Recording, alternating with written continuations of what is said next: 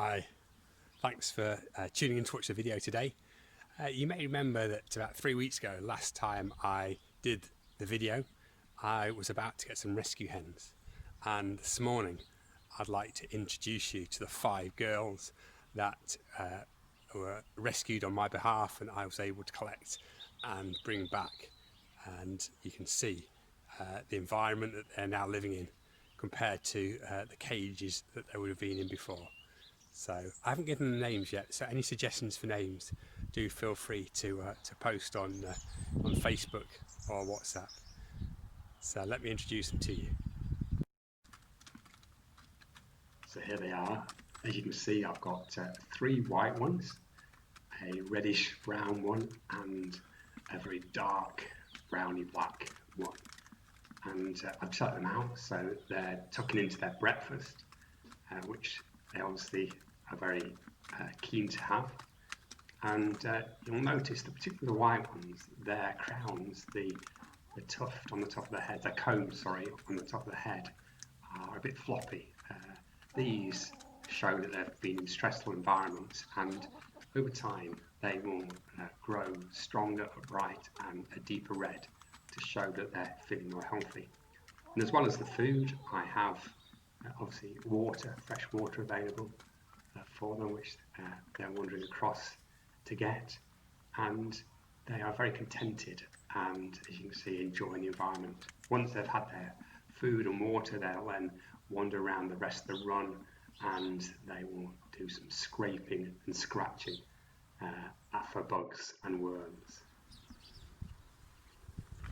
So I'd like to show you the house. You can see that since last time I've covered it in rubber sheeting tiles that I rescued. They were fly tipped and I rescued the rubber, so that's all now waterproof and nice and cozy for them. And then if we wander around, we've got a big open run area that's got tarpaulin over part of it to keep it dry, so even if it's raining they can be outside and stretch their wings. And then you'll see that it's quite a big area, quite a large area, and it's got chicken wire roofing so that nothing can get in from the top, so foxes can't jump over the top. I've also put wiring at the bottom which is dug in into the soil so they can't dig underneath, the foxes can't dig underneath. And hopefully this is a nice, safe environment for the chickens to enjoy. And it'd be daft if I just left it open and didn't protect them, because that's when the foxes would get them. And sadly in the past, when I've let them run free, the foxes have got some of my hens. So the idea this time was to rescue them from being really enclosed, but to bring them into an area where they could stretch their wings, they could scrape around, they could enjoy themselves, but they were still safe. And if we wander back round, I'll show you one of the joys. There's a couple of joys of having chickens. First of all, you can just watch them happily cluck around and eat their food and scrape and scratch. But the other joy is that you get fresh eggs regularly, and although the farmer had discarded them because they were past their productive best, for us they are fine and we get eggs from them every day.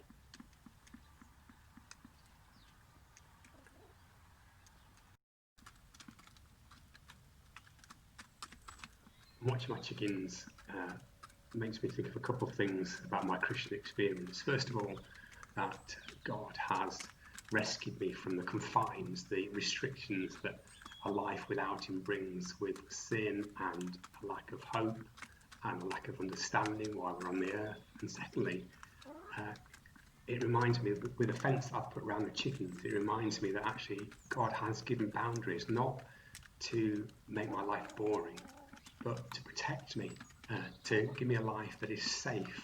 And those boundaries are like His commandments and teachings. And I would encourage you today to recognise that the teachings that God gives aren't to make life boring, but actually to make life full, to allow us to thrive, but also protect us from danger, which happens when we disobey God and step outside the boundaries He's set. So have a great day. Thank you for watching my chickens, and may you know the protection and love and joy and thriving that comes with knowing God.